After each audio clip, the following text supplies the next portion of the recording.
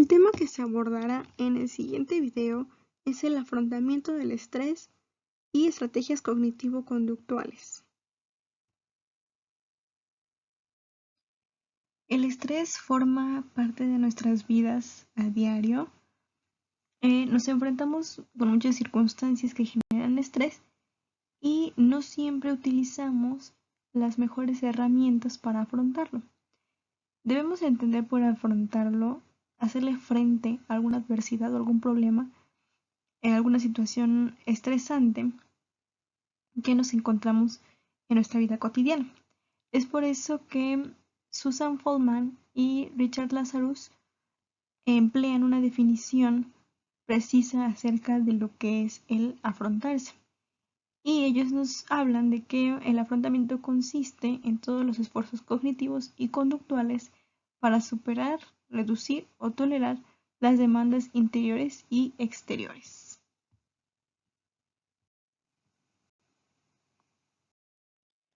Lazarus y Folkman establecen categorías de afrontamiento. Estas las dividen en centrado en el problema y centrado en la emoción. La categoría centrada en el problema tiene como objetivo cambiar la relación yo-ambiente. Esto quiere decir que se utilizan técnicas conductuales que hagan que el individuo sea más productivo a la hora de la resolución de la situación estresante. Para esto pueden utilizarse la búsqueda de información en libros o artículos que tengan que ver con la situación que está generando el estrés. Ahora, la categoría centrada en la emoción.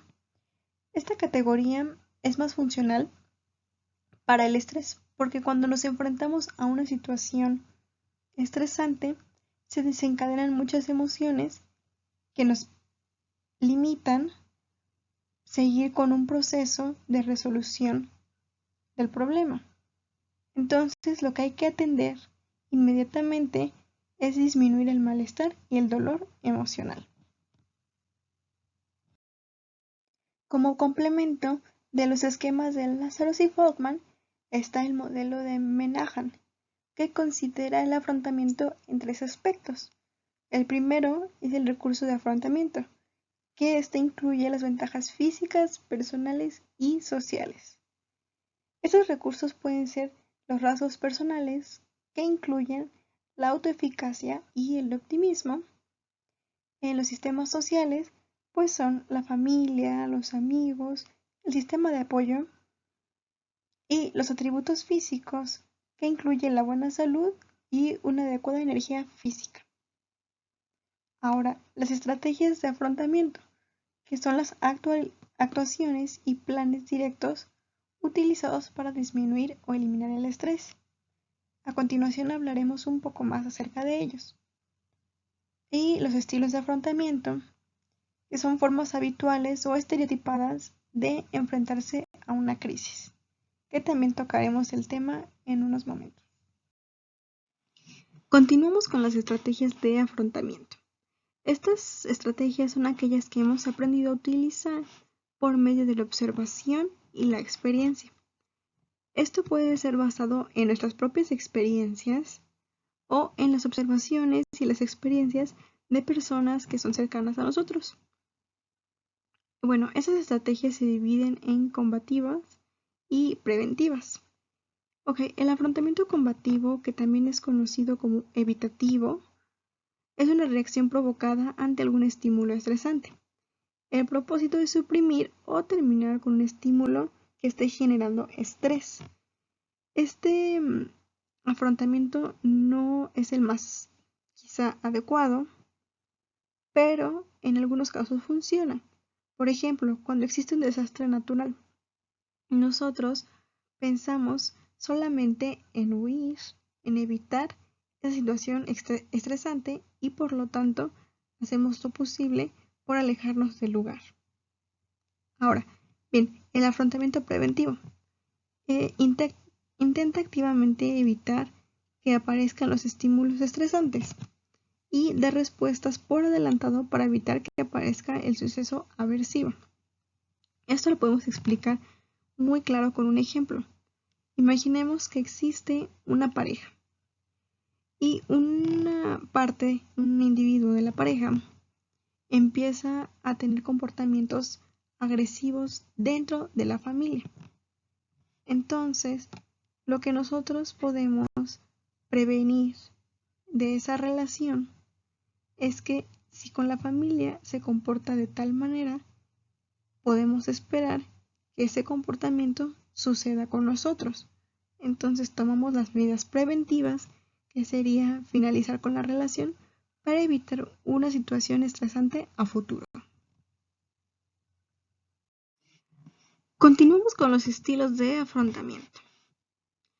Los estilos de afrontamiento son reacciones habituales o estereotipadas ante el estrés, y estas se dividen en proactivas y reactivas. El estilo proactivo actúa pronto para evitar que se desarrolle el estrés. Esto corresponde con una persona que es reflexiva, que busca información para solucionar lo antes posible su problema. Ahora, el estilo reactivo se preocupa poco de los esfuerzos preventivos y reacciona solo de forma instintiva cuando tiene lugar al estrés. Esto corresponde con una persona que es impulsiva, que no piensa sus acciones en el momento y no mide las consecuencias de sus actos. También existe otro estilo de afrontamiento que es el atribucional, que básicamente es atribuirle la culpa a otra persona y eso hace que amortigüe el estrés, o que puede ser el atribucional interno, que es cuando te culpas a ti mismo. Bien, la explicación que se dio anteriormente era para entrar en contexto para que nos pudiera ser más fácil saber qué métodos para combatir el estrés son más eficientes en qué caso. A continuación pasaremos con los métodos de relajación para afrontar las tensiones. La tensión es nuestro foquito rojo, en este caso nuestro foquito amarillo, para avisarnos físicamente que algo no está bien. Las características o la forma en que se manifiesta la tensión es en el aumento de la tensión muscular, en el aumento de la tasa cardíaca, en el aumento de la respiración, en el aumento de la presión sanguínea, las perturbaciones del sueño, la energía disminuye y por lo tanto genera fatiga. Se ha demostrado que la técnica por excelencia para la tensión y reducir el estrés es la relajación, que tiene el mayor efecto positivo sobre los resultados del afrontamiento. La relajación muscular progresiva. Esta técnica es muy conocida por los psicólogos clínicos para el manejo del estrés y el control de la tensión. Los expertos recomiendan o sugieren 4 aspectos para tener éxito en esta técnica. El primero es el lugar. Lo preferible es buscar un lugar apacible, que sea cómodo para la persona, en el que no haya mucho ruido y no interfiera con la concentración. El estado de ánimo. Es muy importante el estado de ánimo. ¿Por qué? Porque si nos sentimos desmotivados al hacer la técnica, lo más probable es que no tenga resultados significativos. Es por eso que necesitamos estar con tensión y con la disposición de hacer la técnica. La preparación. Es muy importante que nosotros conozcamos cuáles son los pasos de la técnica para que podamos realizarla solos en casa sin la necesidad de ayuda de un experto. Y las precauciones médicas.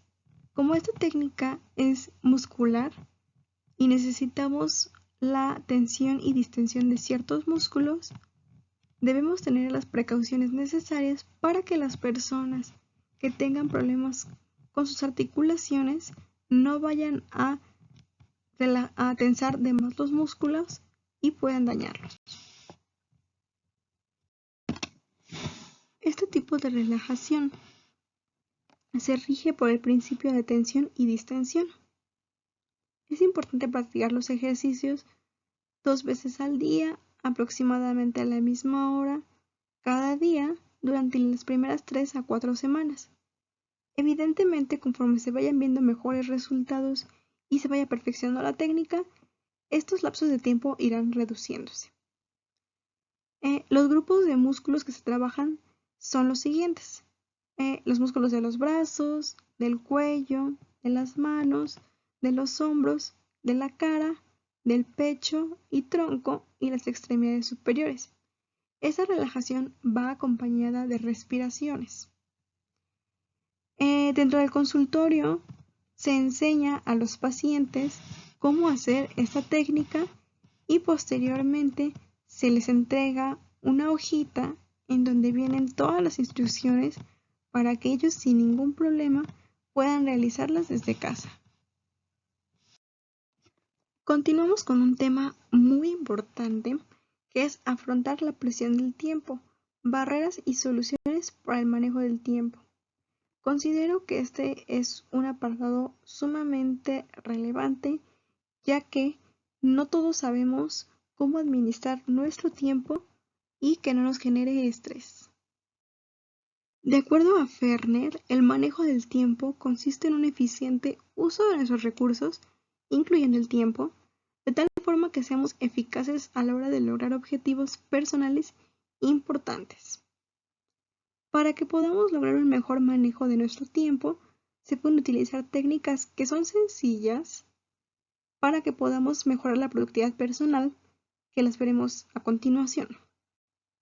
También dentro de el tiempo deben existir 2 prioridades, que son para cultivar pasatiempos y dedicarle un tiempo a la familia.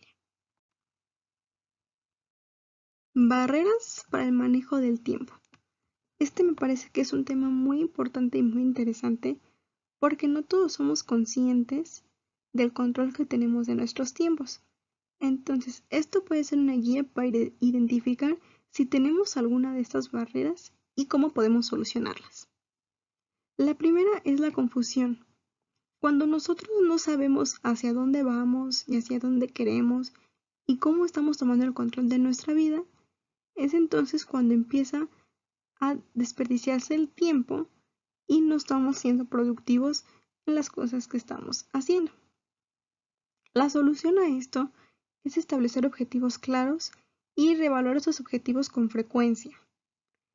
Obviamente, estos objetivos claros deben ser alcanzables y deben irse haciendo periódicamente. Esto quiere decir que debemos ir planteando metas a corto plazo que después vayan cubriendo metas de a largo plazo. La siguiente es la indecisión. Es la indecisión o el no tomar una decisión que es preciso realizar. Por ejemplo, cuando no estamos en el trabajo que queremos, en la carrera que queremos, muchas veces no tomamos la decisión que sería cambiar de trabajo o cambiar de carrera por muchas razones ajenas. Y muchas veces este tipo de indecisiones se debe a que no tenemos o no poseemos la suficiente información para tomar dicha decisión. La solución, por lo tanto, es la búsqueda de información y que nos ayude a complementar a tomar una buena decisión. La difusión. Esta significa dividirse en varias direcciones diferentes. Esta difusión proviene de no saber decir que no. Entonces, cuando nosotros empezamos a saturarnos de trabajo, porque tratamos de ayudar a las personas o creemos que sí podemos con muchas actividades que tenemos, es cuando empezamos a tener este tipo de problema que es la difusión, porque no sabemos decir que no. Entonces, la solución es plantear objetivos y prioridades. Debemos ordenar esas prioridades de mayor a menor importancia y así ir cumpliendo con esos objetivos. También, si nos cuesta mucho trabajo decir que no, podemos tomar un curso o un entrenamiento en asertividad. Ahora, algo que es demasiado común, no solamente en los jóvenes, sino también en los adultos, en la población en general es muy común, el dejarlo para mañana. que es lo mismo que la procrastinación, y se refiere a aplazar o posponer alguna acción hasta más tarde. Esto normalmente lo hacemos con tareas que no nos gustan, que nos cuestan más trabajo o que es una responsabilidad muy grande. Entonces la solución es descomponer la tarea en partes más pequeñas y se debe trabajar también con la estructura de la situación del trabajo. O sea, debemos hacer una calendarización del trabajo para cumplir así los objetivos de la tarea. Las interrupciones. Las interrupciones pueden ser las llamadas, el tiempo que estamos en el celular, mientras estamos trabajando o alguna pausa que debemos hacer que sea innecesaria. Esto lo podemos solucionar muy fácil con un reloj y con un contrato que tengamos con nosotros mismos para poder regularnos. Claro que también hay que tener pausas para poder tener un trabajo activo, un trabajo bien hecho, pero no deben ser pausas muy largas, sino deben ser pausas pequeñas y por tiempos específicos. Entonces, también debemos tener periodos establecidos y una calendarización de nuestros trabajos. Continuamos con ejercicio físico y salud. Esto también es muy importante para que, además de tener una salud física buena, también tengamos una salud mental aún mejor. Existen muchos beneficios acerca del ejercicio, pero en este caso solo los concentraremos en los beneficios psicológicos. Podemos destacar que aumenta las sensaciones de autocontrol, de independencia, de autosuficiencia, mejora la imagen corporal y por lo tanto la autoestima, hay un cambio mental en el ritmo de las presiones del trabajo, mejora las funciones mentales, la alerta y la eficacia, es una catarsis emocional, elimina las tensiones que son provenientes de nuestras relaciones interpersonales y el estrés del trabajo, de la escuela, la disminución de niveles generales del estrés y también en casos donde son muy leves o solamente son rasgos, es un muy buen recurso para aliviar la depresión. Ahora se recomienda hacer ejercicio 3 veces a la semana, hasta 4, para mantener un mejor equilibrio y un mejor control de nuestra vida.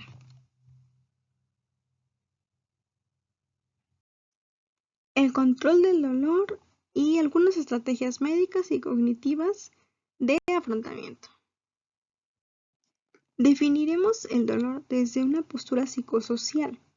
El dolor es una experiencia emocional y sensorial desagradable asociada con el daño tisular real o potencial o descrita en términos de ese daño. El dolor se puede clasificar en dolor agudo o dolor crónico. El dolor agudo es un dolor de corta duración que normalmente dura menos de 3 meses. El dolor crónico dura más de 3 meses y sufre otros efectos no deseables como un malestar continuo, pérdida de sueño, irritabilidad y pérdida de la capacidad para trabajar. Existen estrategias médicas y cognitivas para contrarrestar el dolor. En las estrategias médicas es el uso de analgésicos y los narcóticos. En el uso de estrategias cognitivas tenemos la terapia cognitivo-conductual, que dentro de ella se encuentra la relajación muscular progresiva, el manejo del estrés, la distracción y las autoverbalizaciones positivas. Por último, veremos el afrontar el estrés del trabajo, algunas estrategias cognitivas. El estrés del trabajo se define como las exigencias del trabajo que exceden la capacidad del trabajador para afrontarlas. Cuando no existe un buen manejo del estrés del trabajo, la consecuencia es el burnout, que traducido es estar quemado por el trabajo. Es muy común actualmente, pero es muy perjudicial para la salud tanto física como psicológica. Algunos síntomas que podemos identificar por estrés son los síntomas psicológicos, que son la ansiedad, la tensión, confusión e irritabilidad, frustración, fatiga mental, solo por mencionar algunos. Los síntomas físicos es el aumento de la tasa cardíaca y de la presión sanguínea, el aumento de las secreciones de adrenalina y noradrenalina, trastornos gastrointestinales como la colitis, sudoración, problemas respiratorios. Y por último, los síntomas conductuales: dejarlo para mañana, evitación del trabajo, disminución del desempeño y la productividad, el sabotaje del trabajo, comer en exceso. Estos síntomas son muy importantes que logremos identificar porque en algún momento podemos encontrarnos en alguna situación así y es momento de que nos atendamos y vayamos con un especialista.